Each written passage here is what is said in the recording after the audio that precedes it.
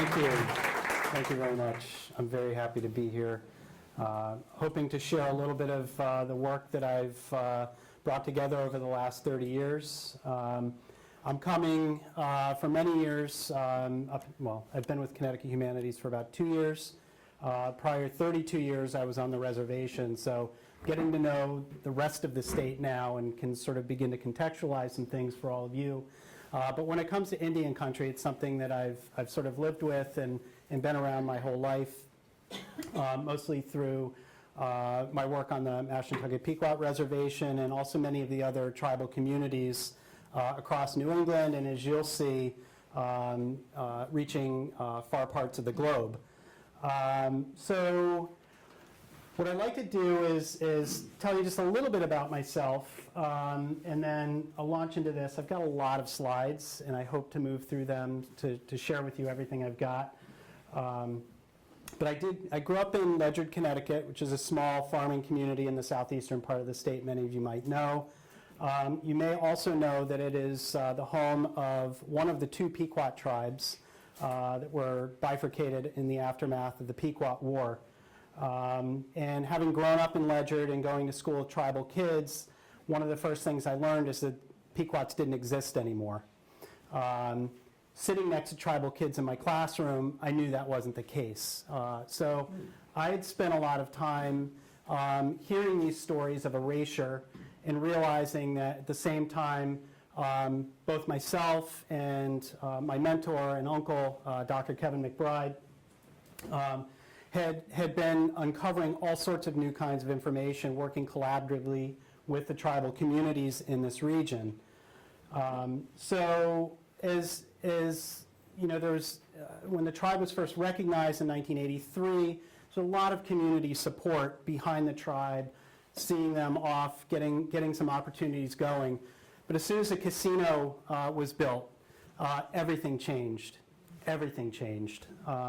All of a sudden, the community was unrecognizable to its neighbors. These people don't look like Indians. They don't act like Indians. They're gang members. They shouldn't be here. Who are they? I want to share some of that story. It confounded me for a long time, and I realized that on either end of this spectrum of the history we know, we have the Pequot War, the Pequot Massacre in the 17th century, and we have casinos in the 20th century. We have almost nothing connecting the two. So that's a story I'm going to share with you tonight. So what we need to do is move beyond these sort of old stories of arrowheads, teepees, Indians as people that exist in museums as objects of natural history to be collected. Connecting the 17th century and the 20th century is so central to what I do. And part of the story is really about the impact of dispossession and erasure, the systemic ways in which Native people were removed from their land and erased from our narratives, or seemingly erased, as you'll see. The key connectors that I'll focus on are issues of homeland, what ties people to place, their particular identities as indigenous people that shows up repeatedly over generations in documents and in oral histories.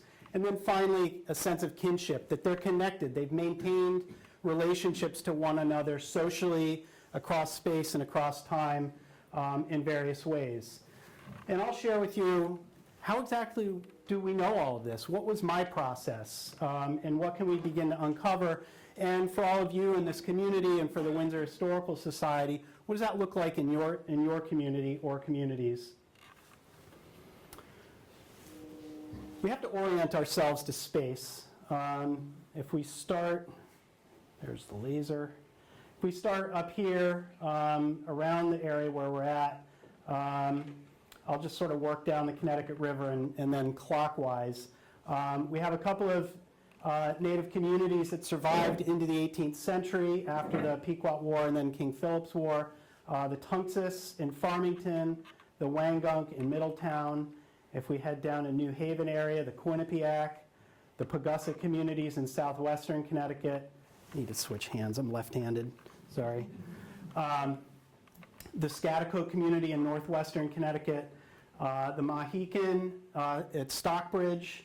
In central Massachusetts, the Nipmuc tribes. There are a lot of praying Indian villages beginning in the 17th century in this area, including Wabaquasit, Hassanamisco, Magunko, and Natick, several others as well. If we move into eastern Massachusetts, we have the Wampanoag tribe that exists in several bands, including the federally recognized Mashpee on Cape Cod and the Gayhead or Aquina of Martha's Vineyard.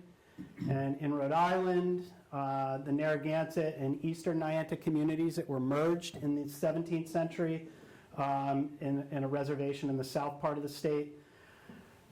Area I'm most familiar with at Mashantucket here, and then the Lantern Hill or Eastern Pequot tribe and just across the town line in North Stonington, the Mohegan, the Niantic or Western Niantic. And I would be remiss if I didn't talk briefly about the tribes of eastern Long Island, including the Montauk, Shinnecock, and Unkachog. It's important to recognize that while we may not consider this southern New England today, historically and culturally, these are very closely tied, and we need to really think about water less as a divider and more as a connector. This is very much the reality in the days before mass transit. When we think about this land and this space as Indian country, we need to reflect on the amount of land. There are about 9 million acres of land in this space that I just covered. Okay, and the story of land loss here is one that really matters. If we fast forward 150 years to the era of the American Revolution, from the time of European arrival, that 9 million acres of Indian country evaporates to about 30,000 acres for all of the Indian people in this region. And what I explore is how do Native people negotiate their lives and experiences in the absence of land? What exactly are the transitions that they have to make in order to survive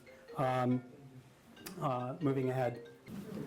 Okay, so I'd like to cover a couple of really important things going on in the 18th century, just for a few minutes here. Because they are significant in shaping the cultural landscape of this region.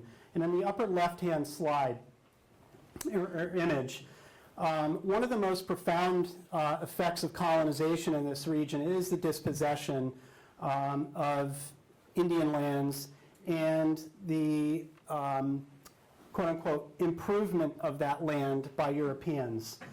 And this process was quite devastating and also quite rapid.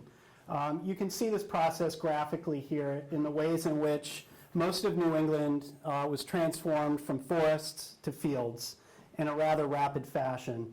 And you can see the ways in which it was divided and allotted and owned privately. And this is a way of ownership and land use that was wholly unfamiliar to Native people. For Native people, this land was shared, it was accessible to everybody, and from this point forward, it was owned to the exclusion of others, the way that we own property today as freeholds. And what that did was transformed not just the appearance of the land, but the resources on it. And through the 18th century, it became increasingly difficult for Native people to continue their traditional subsistence patterns of hunting, fishing, fowling,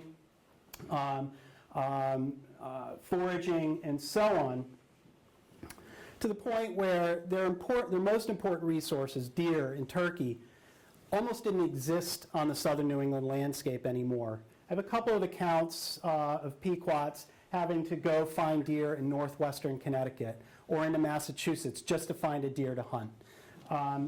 That's not sustainable. It's not reasonable. There's actually a really interesting account. Some of you historians in the room might be very interested to hear the Diary of Joshua Hempstead, which was maintained from 1711 to 1758 in New London, makes mention of a deer in New London in the 1740s. And he records it because it was so unusual to see a deer in that region. And that just gives you a sense of how hard it must have been to maintain any sense of tradition for Native people. And during this time, we see a very rapid shift and a very visible shift from Native people participating in a subsistence economy, that fishing, harvesting, deer, hunting, and foraging, to one that was market-based, one in which they had to sell their labor in order to collect cash to pay for the things they needed in their lives. So this really defined the 18th century. In addition, what we have is, in the 18th century, the increased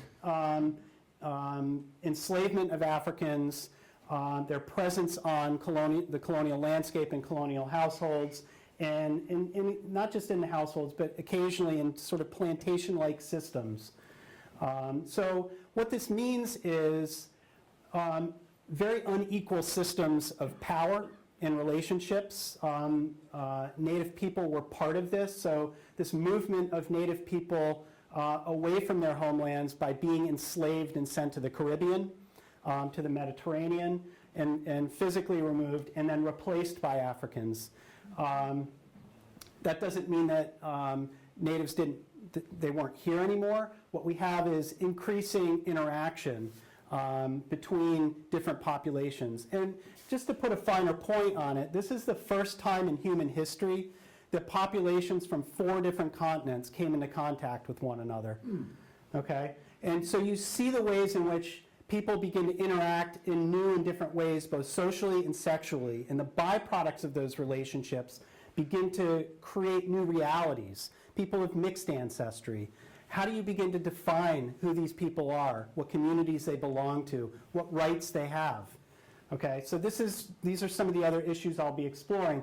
And on top of that, the nature of servitude in the colonies. So not just slavery, but indentured servitude. So many Native children were forced into servitude for most of their lives, removed from their families, communities, their language, their culture, and raised in white households with Christianity, with farming, and so on. So this, I'm really sort of giving you a sense of the challenges that Native people endured during this time period.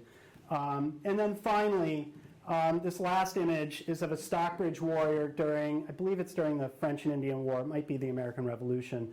But this is to sort of point out that even after the Pequot War and King Philip's War in the 17th century, there's a rapid succession of European colonial wars on this frontier, and I use that in air quotes, because this was inhabited land by Native people. But King William's War, Queen Anne's War, King George's War, the French and Indian War, the American Revolution, over and over and over, these generational wars that Native men are participating in. Between 50 and 75% of the male population in all of these communities is fighting on behalf of the English. In Canada, in New York, and roughly the same amount are dying, whether it's direct combat mortality, disease in the encampments, whatever it is, they're not coming home. And what this does is, when you combine the mortality that communities experience in warfare and the African population, largely of males coming in, you start to see some demographic imbalances. A larger female Native population and a larger male African population. And these populations are coming together and mixing in greater frequency. And that doesn't mean that Europeans aren't doing the same. They're all starting to mix in new ways, and they're all beginning to redefine their communities in a really sort of fraught environment. So what does this mean? How do we begin to understand this changing landscape? In Connecticut, as in many of the other colonial the colonies of this region, the European powers, the English, are beginning to define this space. Who's in it? What relative power do they have? How do we define this in relationship to the authority in England, and so on? What I want to show you here are a succession of 3 colonial censuses The first one here in 1756, the second one in 1762, and the third one in 1774. Now in this slide, on the left-hand side is the Indian population, and on the right-hand slide, side is the African population. And you can see, if we think back to the first map I showed you, I defined all of those communities. Here in this map in 1756, there's a total of 617 Indians being enumerated in the colony of Connecticut. The Pequot community in Stonington or Lantern Hill, the Mashantucket Pequot in what was then Groton, and then the Nahanta community in Lyme. We're missing Mohegan, Quinnipiac, Pawcatuck, Scaticoke, Wangunk, Tunxus. Okay, so why? We have to start to ask ourselves why. Why is this? And then you can start to see the ways in which African peoples from Africa are finding their way, well, not being forcibly relocated to English households. Okay, so this is, if you pay attention to the date, towards the beginning of the French and Indian War. Okay? 6 years later, there are those communities. Okay? So any of the tribes that have remaining reservation lands are now being better documented. And this is the beginning of Connecticut and the other colonies defining their space, the creation of these New England towns, defining their community boundaries, beginning to better document their citizens, whether African, Indian, or white. In this image here on the left-hand side is now 940 Indians. Okay, so in 6 years, there's an increase. Okay, this is a story we typically don't hear. Indians aren't supposed to be increasing or getting anything, right? So we have 940 Indians in 8 reservation towns. The African population is now increasing. We're also starting, because of the impact of the war, the French and Indian War during this time, what we start to see is the almost immediate impact of pauperism in communities. The men aren't here, they can't provide, they've been impacted by those wartime mortality, so women aren't able to provide in the same way. They're showing up in paupers roles. The town leaders are having to sort of figure out who's responsible for these people. Do we bind them out? What do we do? So we start to see new records defining presence, absence of folks. Okay, now the total impact of that war and in the sort of pre-revolutionary era, this is what Connecticut looks like. 49 Connecticut towns with an Indian population documented in the 1774 census. There's almost 1,400 Indian people being enumerated. Okay, so in 18 years, from 617 to nearly 1,400, this is not just birth rates, this is better documentation. Okay, and this is happening across the region. All right, and you can see now the African population is ubiquitous in the state. Or in the colony, I should say. Now this begins to reshape what we think we knew about Connecticut and who's interacting with whom.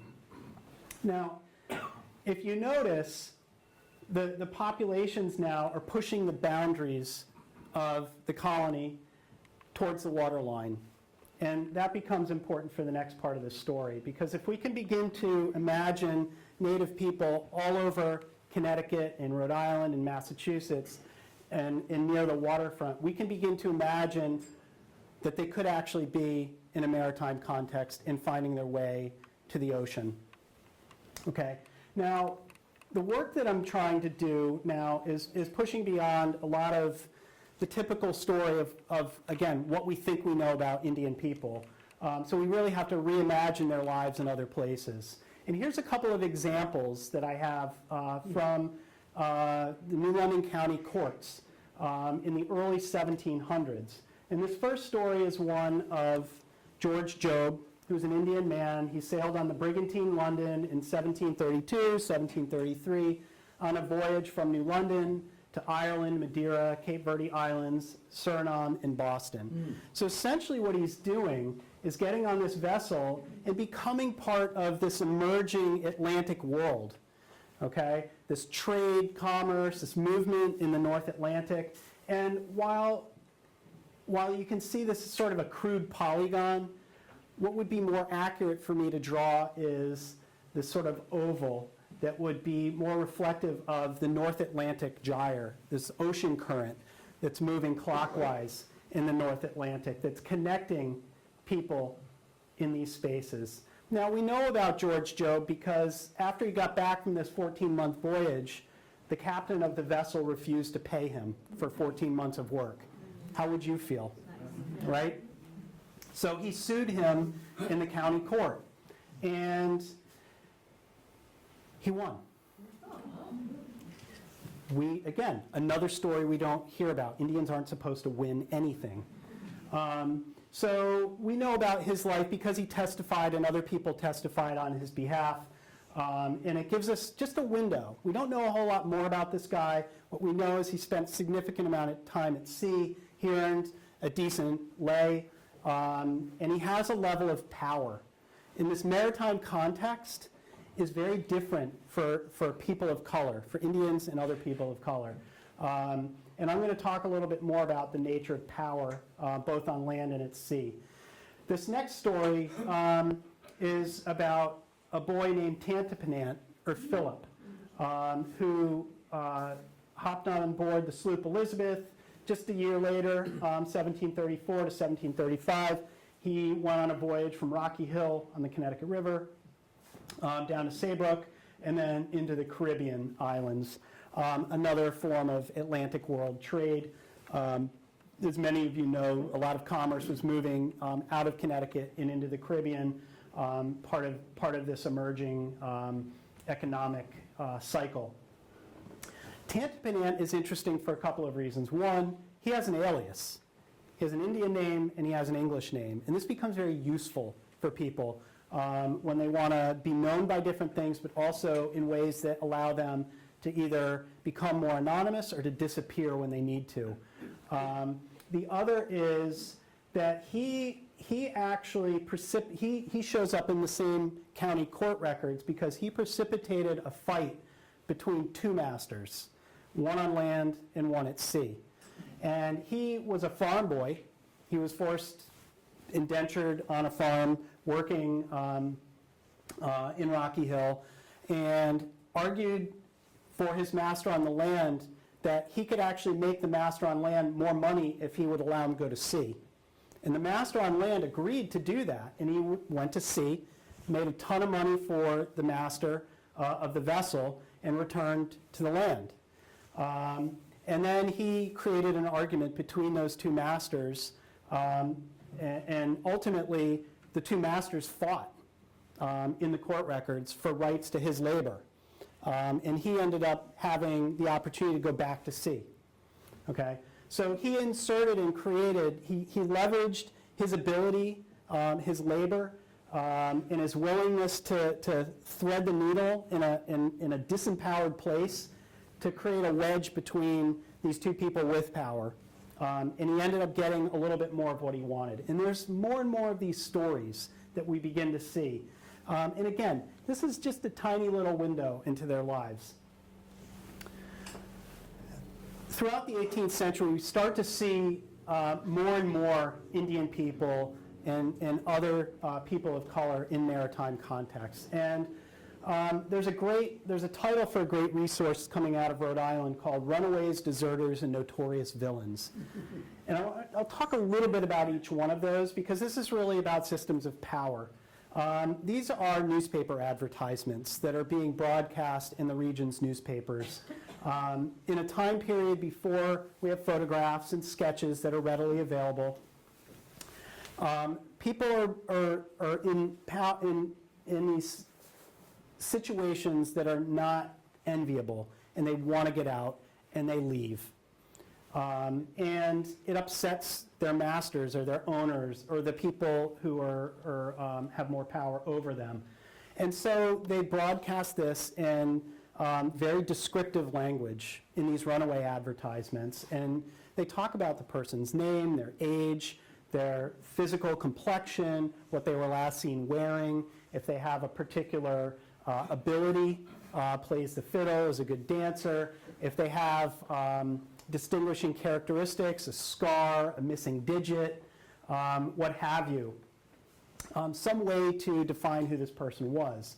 And at the bottom of each one of these runaway advertisements is a warning to masters of vessels not to harbor or conceal the individual under the severest penalty of law.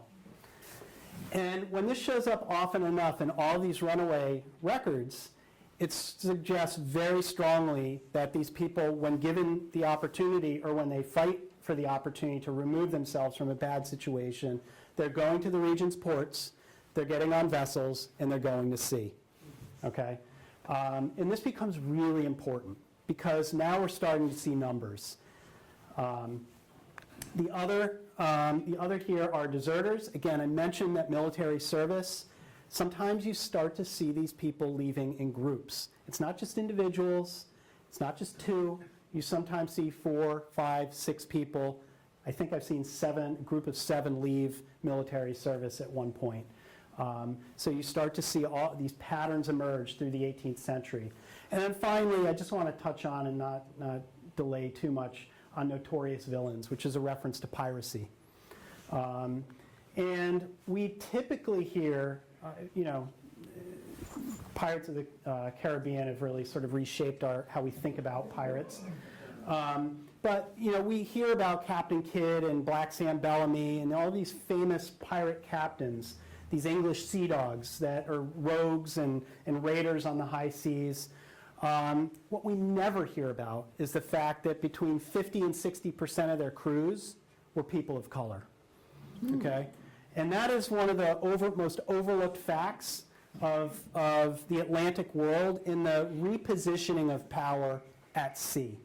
Okay? As the entire eastern seaboard and the Caribbean are being run over with European powers, indigenous peoples, people of African ancestry are finding other ways of resisting. And they're doing it through piracy in a more egalitarian system. No less brutal, it was incredibly brutal, but they're finding ways that are more equitable. Okay, so what I'm showing here now are, we're going to take a little stroll out into the ocean. What I'm trying to show here is that over the 18th century, you start to see visibility increase from those individual records in court to customs records. But what do we make of all of the people that are starting to find their way to the ports? Are they organizing in any particular way? And the first evidence that I see of that is during the American Revolution, although I have to say it's probably happening earlier. There's a lot of phones going off here tonight. What's going on? I might have to answer the next one. Cell phones, please. Thank you.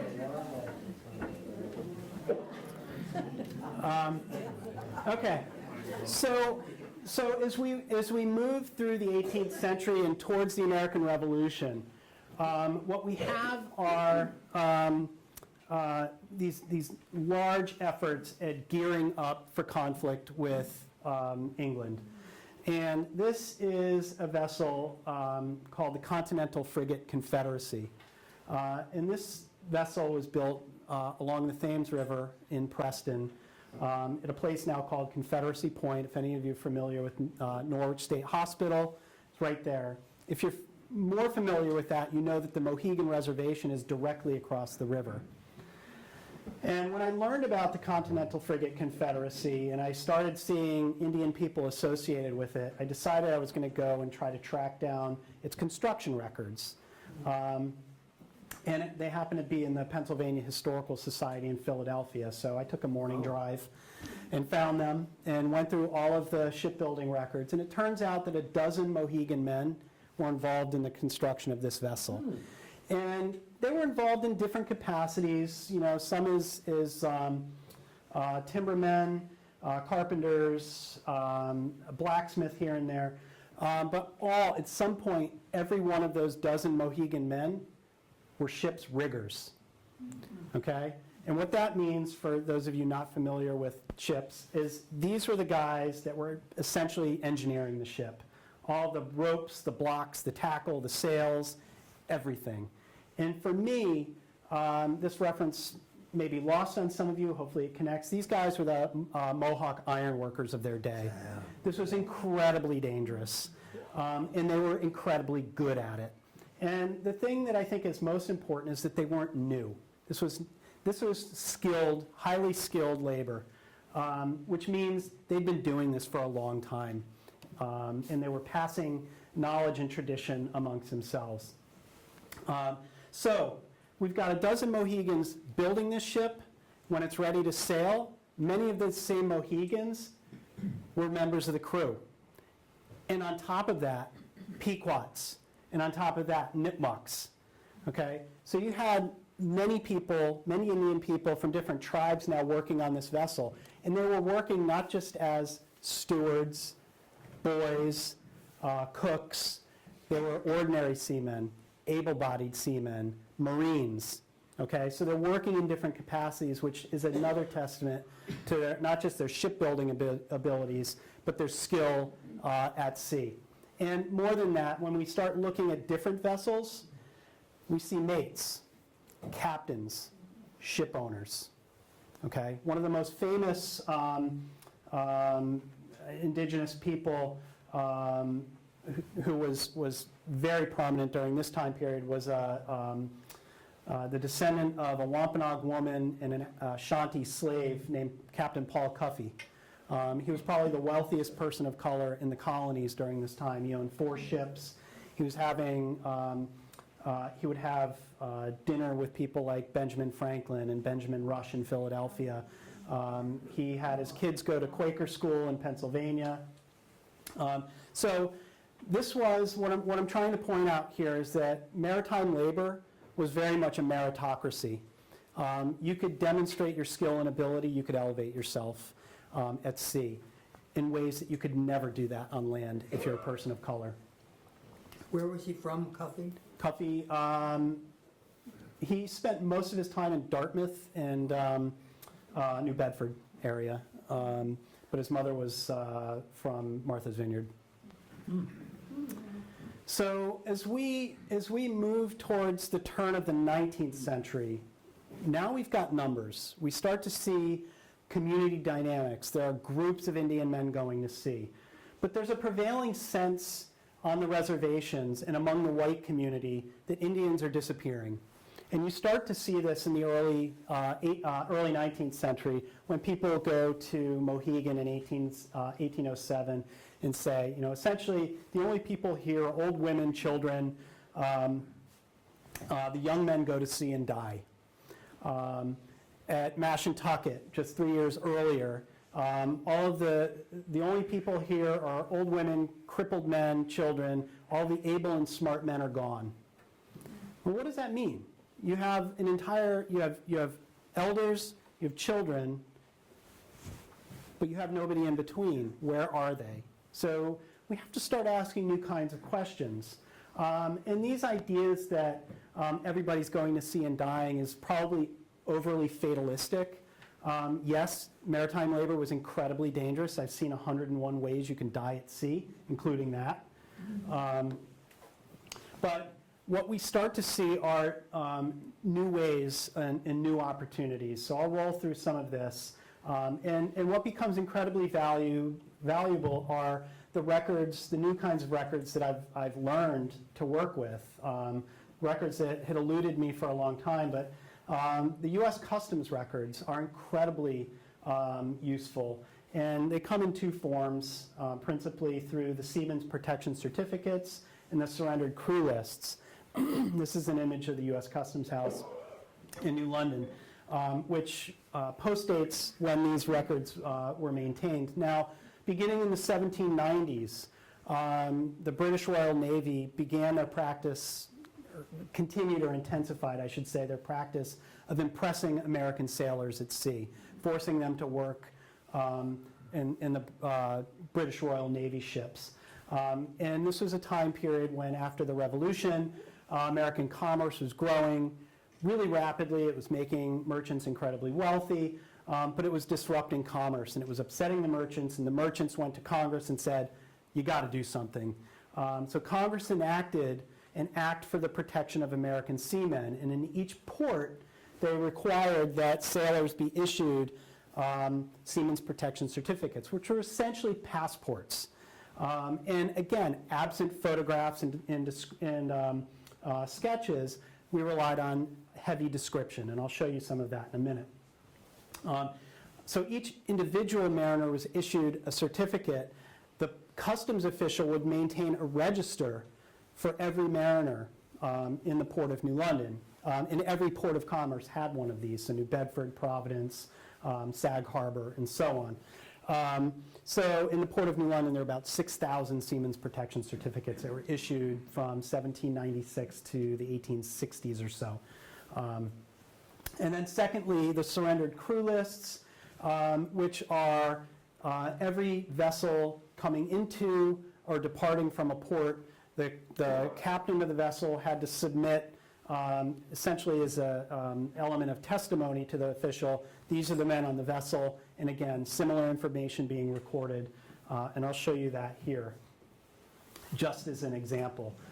This might be hard for some of you to see, so I'll just roll through what some of this data is. Thank God I had interns at the Pequot Museum. This was a lot of labor.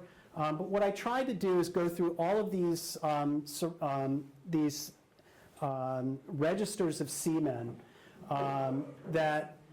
and pull out anybody that I could identify as a person of color, deliberately casting a wide net. So what we have here starting in the left side is the date of issue. You can see starting here in July 26th of 1796. The next column is the Seaman's Protection Certificate number. Here it's number 8. The name, David Adams. Age is 37. Height, 5'7½". Complexion, which is essentially race, is black. Again, those other traits matter, whatever they might be. You'll see some here: scar on right ankle, scar on right wrist, scar on chin, pockmarked, and so on. And then place of birth by town and state. Okay, so what does this all mean? We can start to digest this, and I've had my undergraduate students play around with this a lot, but what I do want to point out here is there are a couple of things. We have some very clear native people. You can see them here, Indian, which doesn't really give you a sense of ethnicity, but if you go to tribal records, you know that the Ashbow family name is Mohegan. And you can see age 16, age 21. And I should just point out, I see a couple young people in the room. Age 11. The oldest is 50, where is it, 50, maybe it's 47 on this page. I've seen into the 50s. I've seen as young as 9. So this becomes the only way of life sometimes. Does this prove that they really were shorter then? I would argue most guys are my size. You know, the occasional person who's over 6 There's foot. no basketball players there. No. I'll tell you a story about a basketball player after. So, you know, again, age is quite a range. Most are between 15 and 40. Their height, again, my size, mostly, maybe a little taller, maybe a little shorter.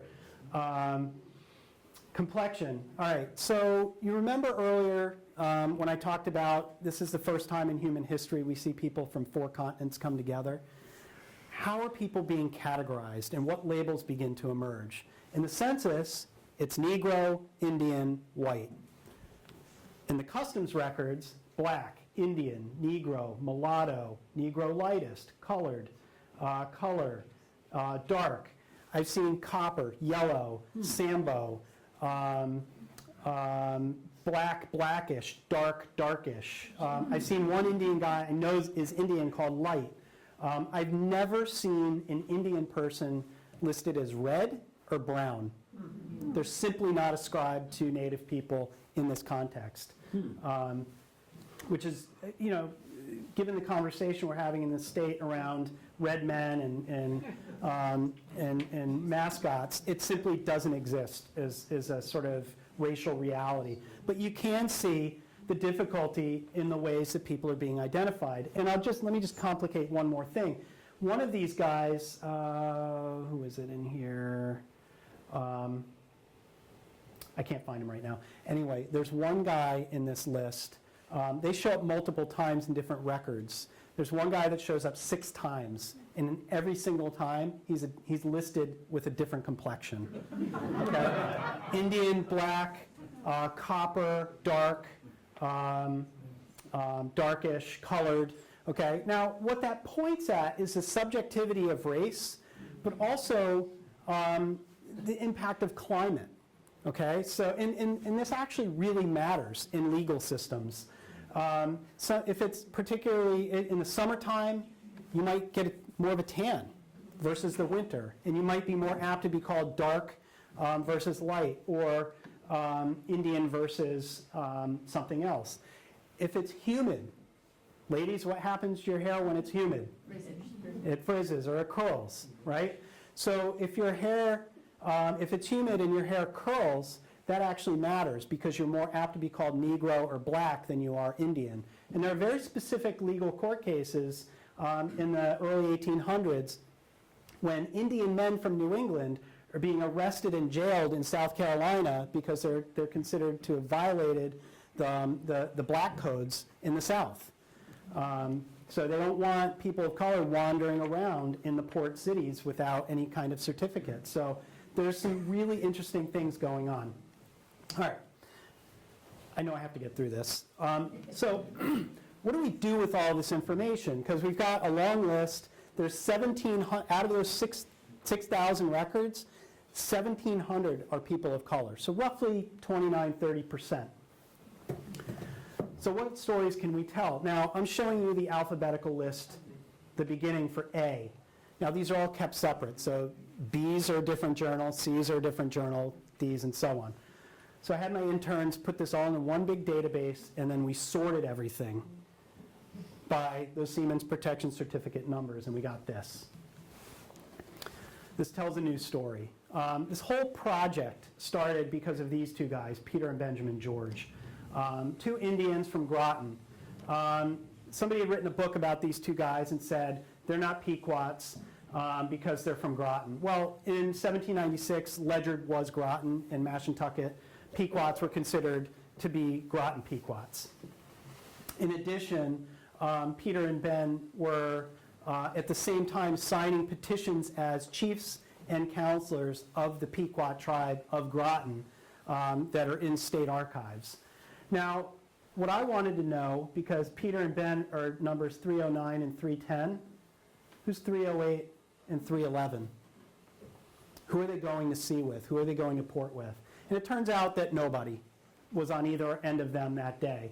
But it did open up the rest of this sheet, where we have Robert Fagans, Peter Hewitt, and George Keezix, or Skeezix, who are sequentially appearing on October 31st of 1796. So 253, 4, and 5, all Indians, all from Stonington. Not one of these guys shows up in tribal records anywhere.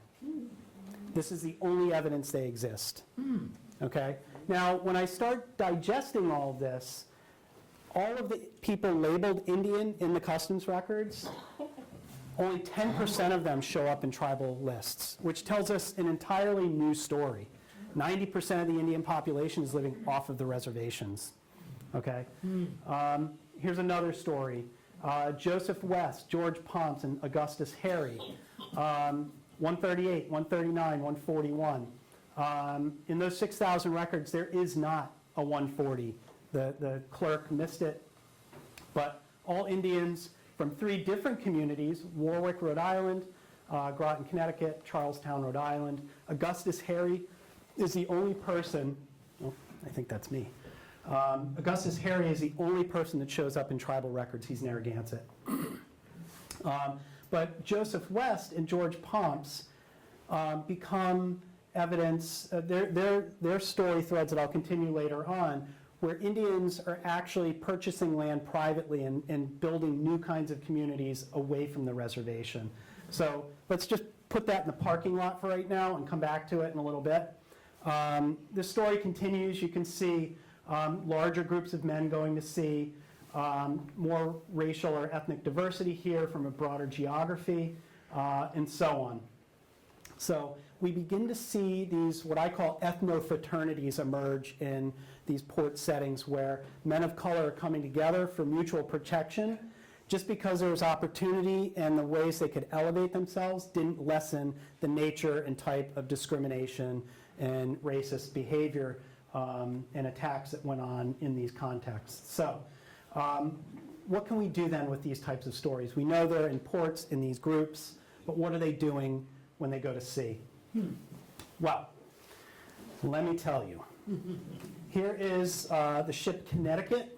This is a voyage log. So when I told you about the surrendered crew lists, this is what they look like. And I know that's really hard to read, and I can't read that from here, but I will tell you that this is Charles Brayton. He's Mashantucket Pequot. This is Benjamin Uncas. I think you can probably imagine what tribe he's from. Joseph Fagans is also Mashantucket Pequot.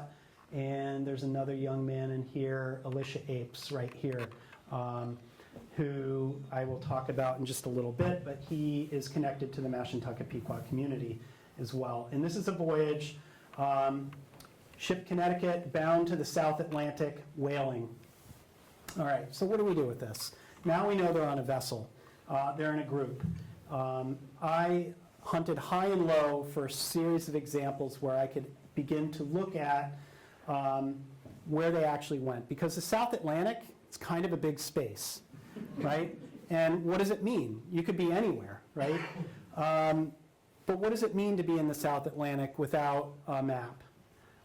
So what I did was start looking for whaling logbooks. And I don't know if any of you have experience looking through old archives or especially whaling logbooks, but they're incredibly boring. Every day, date, weather, where the sheets are, if you saw a ship, if you saw a whale, occasionally something incredible happens. On this particular date, here's a whale that was captured. They'll estimate the number of barrels of oil. It is a sperm whale. Sometimes more extraordinary stuff happens, but the most important thing for me right now is what's right here. Latitude and longitude. Okay? And every day there's sun or stars, you can take a latitude longitude reading.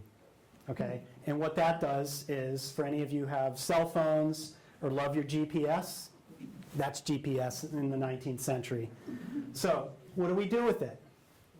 Thank God for Google Earth, because we can map it. All right, so that ship Connecticut in the 1830s, this is a typical whaling voyage in the 1830s where they would leave New London, go across the North Atlantic to the Azores, head south to Cape Verde Islands, and you remember that sort of North Atlantic clockwise gyre? Well, as soon as they hit the equator, that goes counterclockwise, so it's a big figure eight here. Okay, so they're coming down, and this is the South Atlantic. They're either whaling here. Now, they're either whaling here or whaling here. Now, these are the Falkland Islands, or off the Falkland Islands, or the Brazil Banks. And in the midst of all of these dots is a little tiny volcanic island called Tristan da Cunha. And it becomes a sort of whaling station. And these are the South Atlantic whaling grounds. And the ship Connecticut is down here. And what's important here is not only, and I will say that every one of these dots in my Google Earth map has data embedded into it. So I know exactly what happened on that day in that location. And what's really important is how often they see other ships from New England. Okay? So we think they go out to sea and they don't see anybody. There are dozens of New England whale ships down here, and they're all talking to one another. So they're exchanging information across the world. And some of them leave, they fill up their holds, and they head back to New England earlier with new information, news from what's going on. And they're reporting back, and they're seeing other types of vessels, and they're exchanging information. These are the superhighways of the day. So information is getting around the world rapidly. All right, so let me, I know I still have a lot of slides to cover. So this is the 1830s, the 1840s. Basically, the whale fishery is on decline in the South Atlantic because it's just overfished. So we start to see this movement into the Pacific Ocean. For any of you who've been to Mystic Seaport and are familiar with the Charles W. Morgan whale ship, it's the only surviving wooden whale ship in the world. This is a voyage map of its first voyage from 1841 to 1845. And they did the same thing across the North Atlantic down. You can see they came down the Brazil banks around Cape Horn, and then up the west coast of South America, and then they just whaled the heck out of the equator. And then they went off to Hawaii, up to Alaska, back down, and after 4 years headed home. Was the whaling so profitable that they could afford to go all the way around South America just to get something? In the early days, they were doing that, but then what we see is the center of gravity of the whale fishery shift to Honolulu and Lahaina and San Francisco. So there was more going on. They just stayed. West. I'm sorry? More going on in the west? From the west? Yeah, they just stayed in the Pacific, and some ships would go home, but more of them just stayed. Oh. And I'll continue that thread in a minute. So here's another one more voyage. Now this green, you can see. Let me go back 2 slides. The green dots here are a voyage. They're from a whaling voyage in 1862. And this is the, oh, now I'm forgetting the name. Shoot. Sorry, I think it's a ship Acasta. Anyway, there are 2 Pequots on this vessel, Amos George and Sam Fagans. And they are off to sea. In the green dots, you can see here they come down in that figure 8. But once they get to Tristan da Cunha, they head east into the South Indian Ocean, around under Australia and past Tasmania. They stop at the North Island of New Zealand in Doubtless Bay, resupply. Then they just, hold on, I can show you, I think. Yep, so they blitz right past Tahiti. They stop in Honolulu, refuel or resupply, and then up to the coast of Alaska. Now, this is the 1860s, so the equatorial zones are being whaled out again, and a new whale fishery is emerging with the discovery of the bowhead whale above the Arctic Circle. So what we see here is this vessel coming up. They gam or connect up with another New London vessel called the Bark Nile. And the Nile has a distinction of being the longest whaling voyage ever at over 11 years. 11 years at sea. Yeah, exactly. So they start sailing in consort. These 2 vessels are sailing, and they hit some rough weather. And I'm sorry, this is the ship Electra. The Electra and the Nile. They sail in consort for 6 weeks, and they hit rough weather. And the Electra hits a rock, takes on water, and sinks. Okay? Now, I know this, and I'm able to map this because I have the logbook. It's in the New London County Historical Society, so it survived. And all of the crew survived.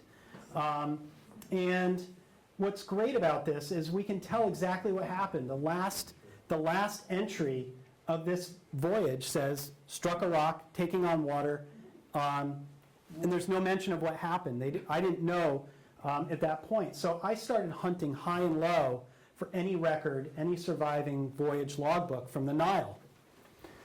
And I contacted all of my colleagues at New Bedford Whaling Museum, Mystic Seaport, everywhere I could. And I only found a 3-month section of that 11-year voyage of the Nile. And the first entry of that logbook was them salvaging the wreck of the Electra.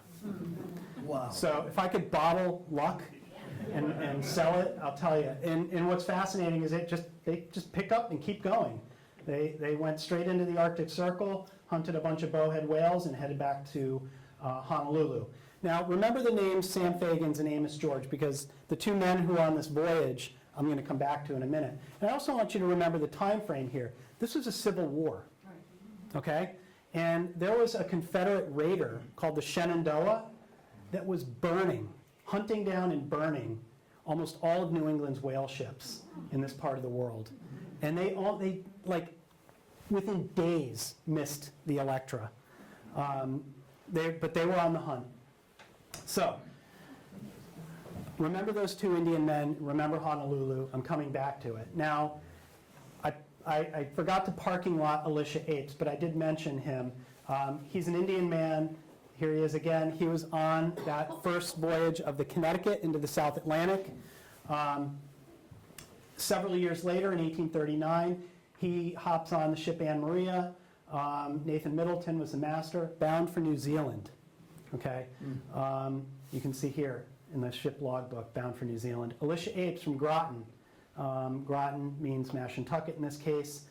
24 years old, 6'1". He's a big dude.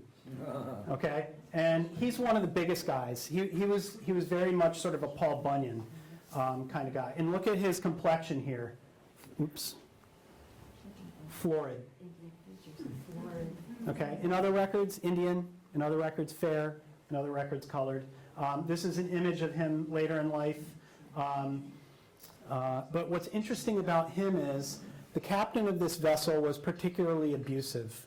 And he sent the boy, young boy aloft, in terrible wintry conditions, to the point where the boy almost died. And Alysha Apes, being as large as he was, along with the ship's carpenter, mutinied. And they took control of the vessel. And there are some really interesting oral histories that talk about how big and powerful and intimidating he was, basically talking about harpooning men overboard if they threaten to mess with him. So he ended up, so mutiny at sea is one of those non-negotiables. If you are tried and convicted of mutiny, you're going to be sentenced to death, or at the bare minimum imprisoned for probably ever. So he ended up agreeing with the ship's captain to be put ashore at the nearest port, which happened to be Port Otago at the South Island of New Zealand in 1839. And he never left. He married a Maori woman. He had 8 children, and all of his children became involved in Maori community land rights after that. And I'm not going to talk about that now because I could probably go on for a while. But this is his son, much later in life, with a shore whaling boat that's in the Otago Settlers Museum, or Toitu Museum. And this happens to be his older half-brother, the Reverend William Apes, who's known prominently in this region as the first American Indian autobiographer. And the Apes family seems to have very much this awareness of land rights and dispossession of Indian people, and are very much civil rights advocates. They led nonviolent protests in the region and so on, more than a century before we see our own civil rights movement here. Okay. So as much as people like Alysha Apes ended up in New Zealand, the voyage path cuts 2 ways. So in ports like New London, and in, you see it reflected in Melville's Moby Dick, people from all over the world. These ports in New England are some of the most diverse places on the planet. And that's really interesting and very exciting to think about. In many of the communities, in the tribal communities, in the descendant communities in places like New Bedford and New London, they are descendants of these people, okay? And we forget that history. All right, illustrating these whaling voyages. I fear that I'm running out of time. Christine, how much time did I say? Well, it's 10 after 8. Okay, I'll give you 20 minutes? 20 minutes. Okay. All right, I'm going to speed through this to say I searched high and low for voyages that Indian men were on, and I found them. This particular is the Bark North America. Shows up in, if some of you are familiar with Frederick Law Olmsted, he has a cousin named Francis Allen Olmsted who was on this voyage with 2 Pequots and a Mohegan, illustrated the hell out of it, has some of the most beautiful watercolors. as well as a song, a shanty. He recorded a couple of them. And then, okay, so I parking lotted Hawaii. We're back to Hawaii. Sam Fagans and Amos George, two of the Pequots on the Electra that survived the shipwreck, ended up in Honolulu. It turns out that they didn't go home. They stayed in Hawaii for years. Okay, they lived and wailed out of Hawaii. And I went to Hawaii several years ago looking through Hawaiian state archives. And remember, Hawaii was an independent sovereign kingdom during this time. So in Hawaii state archives, they have and maintained registers of discharged foreign seamen. So these are all American sailors. And in the bottom of this record is Sam Fagan and Amos George on the ship J.D. Thompson. So they're living and whaling out of Hawaii for probably 7, 8 years before they return home. And when they return home, they live in the same sailors' boarding house and show up for the first time in a federal census in 1870, living on the Pequot Reservation. And many other Indian people showing up in Hawaii, Shinnecocks, Mohegans, Wampanoags, and so on. So this is just the tip of the iceberg for this. Okay, some other legacy things going on. Waterfront issues. This is a ship Niantic. This ship left southern New England, ended up going to San Francisco during the, what happened to be during the gold rush. And what happened is many of these ships were just abandoned as whalers became miners. And you can see in San Francisco's waterfront, these ships were just abandoned at the docks, and this becomes the Niantic Hotel. And you can see the hull, and here's another hull, right? So every once in a while, you'll see in San Francisco news when they're building a new skyscraper or doing some waterfront work, right here. What about the Eagle Saloon? Don't know about that one, but maybe the same story. And then, I won't get into all these details, but you know, these stories abound, and they're really rich. Alaska, another one, 32 of New England's whale ships were crushed in an early onset of ice. They were recently rediscovered off of the coast of Wainwright. I think National Geographic did a survey up there. I've had some interactions and engagements up in Alaska. I can answer questions about that later. I've been on some, I've spent some time in the Inupiat villages who still harvest whales today. But one of the things that I want to point out here is we can't understand the Indian communities here in New England if we don't understand the labor at sea. And Amos George, who I mentioned a couple of times, what I want to give you a sense of is we prior to this work, we had no sense of their individual family and community biographies. And this is really sort of a compilation of records associated with one individual. Everything in bold is their maritime service. You can see here, everything else is in between. So listed as a member of the Pequot tribe, got married, went to sea, came back, got married again. Went to sea, he's home for a year, went to sea, came back, he's on a federal census in the customs house. Went to sea, he's home for 4 months, went to sea. The picture here is these men might spend most of their lives on the water, okay? For 30 years, most of that time's at sea. It's a rarity when they're home. And when they are home, something interesting is captured in their communities, signing a petition, getting married, having a child. But this was the reality. And if we don't understand the ways in which Native communities are surviving in the absence of their men and these types of records, we can't really understand anything. And this is, when you look at censuses and compare the male and female population, when I've compared them during this time, almost every male, every adult male, or at least every male above the age of 15, is at sea. So when you see these records of white overseers going to Indian communities saying there's only old women and crippled men, The able men are gone. This is where they're gone to. Wow. Okay. One of the other elusive stories is, we hear about, we think we understand Indian communities only living on reservations.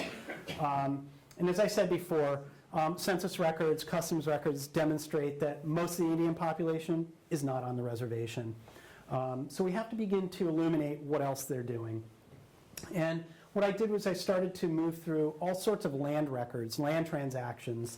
And I learned that during the course of the 18th and 19th centuries, the Indians and broadly people of color are buying land privately.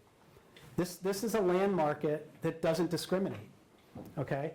And we start to see over the course of the 18th century, from the 1720-ish, increasing acquisition of land, and then after 1800, increasing loss of land, okay? There's a deeper story here, but I want to give some texture to what that means. Many of the land transactions begin individually away from reservations, just individual 1 acre to 6 acre freeholds. And it turns out that, initially anyway, Indians are not particularly good at owning land like Europeans. So they lose it, they become indebted, and have to sell it. What we start to see is more challenges to the remaining reservation lands. There's ongoing encroachments. English neighbors are letting their cattle wander onto the reservations, destroying crops. Or, Indians happen to be pretty good conservationists, so it's one of they're some of the few places where timber actually still stands.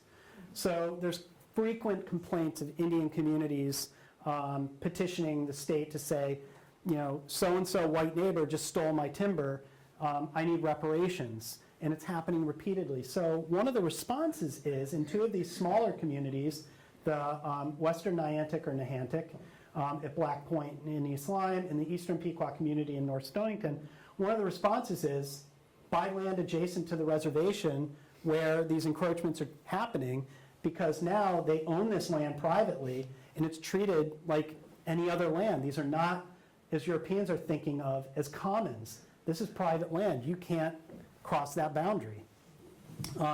And those complaints stop. Okay? So this is land owned by 3 people in the Niantic community that they bought privately, and 4 people associated with the Eastern Pequot community that bought land privately, right here. So these are, again, stories we don't hear, but it goes on. Now that there's a level of comfort, they're owning this land for longer periods of time. Wow. These are some of the houses. This is Arrowhead Farm on the Eastern Pequot Reservation. It's another small sketch. What we start to see is a level of comfort of ownership, that larger parcels of land, these are 2 totally different scales, so you'll have to excuse that. The Patchogue Indians, this is probably a total of 100 acres here that are owned by a group of Indian people known as the Patchogue Indians, and mostly connected to the Narragansett and Mashantucket Pequots. But they buy land privately away from the reservations, and these become connectors between the reservation lands. And these are Indians that are never counted on censuses. Here's other lands near the Groton Reservoir, Mohegan, larger pieces of land. And what's interesting about these pieces of land, in 3 out of 4 cases like this, it's an Indian woman buying the land, okay? They're doing things that their white counterparts can't or don't do, all right? In part because they're either married to black men who are enslaved, and they have the rights to do it, and they're buying this land, and they're maintaining it in their community, sometimes for 150 years. And what they're doing is creating new kinds of economies.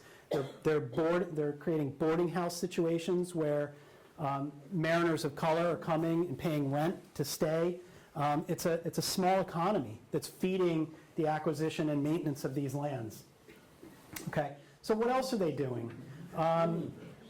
Indian women and people who are staying on the reservations are making baskets. They're creating these sort of local small economies that are necessary to local farming families. So people like, this is not Ann Wampy, but there are written descriptions that mirror this image, where Ann Wampy would leave the reservation at Mashantucket with baskets stacked so high on her back they hid her from sight, which you can see essentially here. And she would leave Mashantucket, and the local historian wrote that when he was a boy, she would walk past his house in Preston City, go up to Jewett City and into Griswold. Wow. Now, what's interesting is, he has this sense that she's just wandering, and then, the old trope that, by the time she finished selling all of her baskets, she spent it all on alcohol and got drunk, and, so you hear that. What you don't hear is that I started recording everybody who shows up in a census along this path, and everybody that has a white bar here is an Indian family, okay, including the Patchogue Indians, okay? So this is a pattern of visitation that's going on, that's off the radar. And there's another story from Mashantucket where Charles Fagans, who's an older man, and his daughter Nancy Fagans are making baskets and selling them in New London. Well, I've mentioned several of the Fagans boys in these records, Sam, Joe, Henry, and Charles. All 4 whalers. They're always at sea. So they go to New London, and they spend time with Francis Calkins, who's the county historian, and they're going there to get news of his sons, her brothers, and see what's going on out there. But they're staying connected. Indians are they're just not existing on reservations. They're moving all over the place. And we can see other communities, the Cinnamon Orchard family in Old Mystic, right by Clyde Cider Mill. You can track them in census records. And here's one of the interesting things I'll point out. I showed you increasing Indian population in those early colonial census records through 1774. By the time and I showed you increasing numbers, so from 600 to 900 to 1400. The first federal census of 1790, 0. 0 Indians. 0 Indians from then until 1870. Okay, Indians simply don't appear. They're not required to be included in the federal census. So this is a near perfect process of erasing them from federal documents, from any existence. And this begins to inform not just what the images that those overseers are exhibiting of Indian disappearing from the reservation, but then you start to see in 1826, James Fenimore Cooper, Last of the Mohicans. You start to see poetry like this, Last of the Pequots, Last of the Niantics, Last of the Wampanoags, right? And every obituary in community newspapers reports the last of. And by the way, every one of those obituaries mentions who those individuals are survived by. Okay? A little bit of a problem, right? So we need to recalibrate our thinking around this. And one of the interesting things is, these are all Indian people. They're being recorded in the census, but they're not being recorded as Indians. They're being recorded as colored, as Negro, as something other than Indian. Is that because they intermarried, or? Sometimes it just was the subjective evaluation of the record keeper. And you can see, I've created a database of 52,000 names, and many of them overlap. So you can see how people are recorded over time. And there's no consistency, and I'll show you that in just a minute. Right here. So this is Amasa Lawrence. This is his Civil War carte de visite, taken in 1864. And you can see here, on the back of this carte de visite, he's labeled Chief of Pequots. Okay? Now, that's one person. In the course of his life, dark, mixed Negro, white, Indian, free-colored person, Indian, black, Indian doctor, okay? This guy is so prominent that he shows up in his grandson's obituary 100 years after his first recording here, is the Indian medicine man. This guy was legendary in southern New England. But you can see how problematic race is. This is the same guy. And this is happening with every single Native person, every person of color. Okay? So what do we do with that? This is just to give you some context in terms of what's going on in the 19th century. The racial laws, these issues of discrimination, decisions that are being made for certain things. I mean, some of the most extraordinary things from the Byrd Report in Massachusetts, the Joint Select Committee on the Condition of the Pequot Indians. The Pequots made a complaint just a couple of years earlier that the overseer was abusing his power in renting their lands to his brother-in-law at ridiculously low rates. Pequots complained, and then they were punished by having a Joint Select Committee appointed to evaluate their community. And the Joint Select Committee went to the reservation and said, they don't look Indian, they mix with Negroes and white people who disgrace themselves, so therefore we should take their land away and put it on tax rolls. They live in homes that are barely suitable for human habitation, and therefore we should remove their land and put it on the tax rolls. Their gardens look like they're managed by unwrung swine, therefore, you know, again, this pattern of justifying land grabs. And what happened just shortly after that was 700 of the tribe's remaining reservation were sold at public auction without their knowledge. Okay, so you have a whole series of activities going on across the region, and all in that first map I showed you, all of the tribes lose some of the rest of their land. Okay, so they're continuing to deal with policies that adversely affect them. So, I'm coming close to the end, I promise. So, I just mentioned in the census that Indians are not included in the census from 1790 to 1870, yet I showed you customs records that show hundreds of Indians in the port of New London. In 1870, after all those hundreds of Indians show up in customs records, 2 Indians. When they're finally able to be enumerated, 2 Indians. Why? Well, as I mentioned earlier, the center of gravity of the whale fishery shifted to San Francisco and Hawaii, and the economy, the whaling economy, really sort of collapsed in New England. And what we start to see is a shift to other types of economic resources. And one of the most significant, for New London anyway, New London's regional economy, is the Smith quarries, the discovery of very fine granite in westerly Rhode Island. These quarries are some of the finest granite in the world at the time. They account for, I believe, over a third of the Civil War statues commissioned. These just superior granite. So new economies began to form where Italians, Scots, Irish people, immigrants were coming into the community in Westerly and sort of contributing to this kind of economy as, you know, so the era of Victorian splendor is building up in Watch Hill and Newport, and so you see this massive wealth inequality manifesting itself here. So, what does that mean for the Indian population?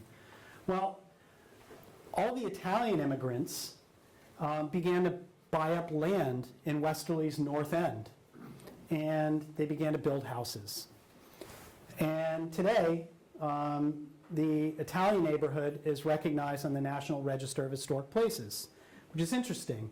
But when we start to look at what they were doing with those houses and understanding that neighborhood, it turns out that the Italians were building the houses and largely renting to the Indians. So an entire Indian neighborhood emerges in Westerly, Rhode Island, and at the center of this neighborhood is the Indian church, today known as the Pleasant Street Baptist Church, but when it was chartered in 1874, it was called the Colored Advent Christian Church. Henry Champlin, Gideon Amons, and Josiah Watson were 3 Narragansett men And they modeled this church after the stone church on the Narragansett Reservation. Leroy Perry was a Wampanoag leader during that time. He was one of the early ministers of this church, actually in the, not early, but 1920s. And it's still known today by many of the tribal community as the Indian Church. And the entire neighborhood formed around this. I won't get into all the details of the businesses and the homes that dotted this sort of northern end of Westerly, but importantly, the American Indian Federation was chartered here in 1931, and this was a political organization chartered by Mashantucket Pequot tribal leader John George, Narragansett medicine man Pine Tree, and Atwood Williams, who is here, who's the Eastern Pequot tribal leader. And they chartered this organization to focus on civil rights and education, but to bring the communities together in this era of dispossession and loss of rights, and also as they're heading into the era of Indian reorganization. One of the Roosevelt initiatives was the Indian Reorganization Act of 1934. And this organization kept records for hundreds and hundreds of Indian people in Westerly and in Rhode Island from dozens of tribes across the country. And they were quite prominent. And the records were kept through the 1960s, and people who were involved in this then became involved in the National Congress for American Indians that began in 1961, that led to the process of federal recognition and the American Indian movement, and brings us really very close to the present day. Some of the other sort of records that were being kept, Narragansett Dawn was a journal being kept of community stories and genealogies and so on. It was published in 1935 and 1936. And of course, Westerly's favorite son was Tarzan Brown, who won the Boston Marathon in 1936, 1939, went to the Olympics as well. And you can see he's wearing the Westerly shirt here. Famous son of Rhode Island. And, you know, even during this time, other New England Indian councils are forming. Here's one up in Providence at Roger Williams Park. And then one of the big powwows going on in Cranston. And I'll leave it there. Wow.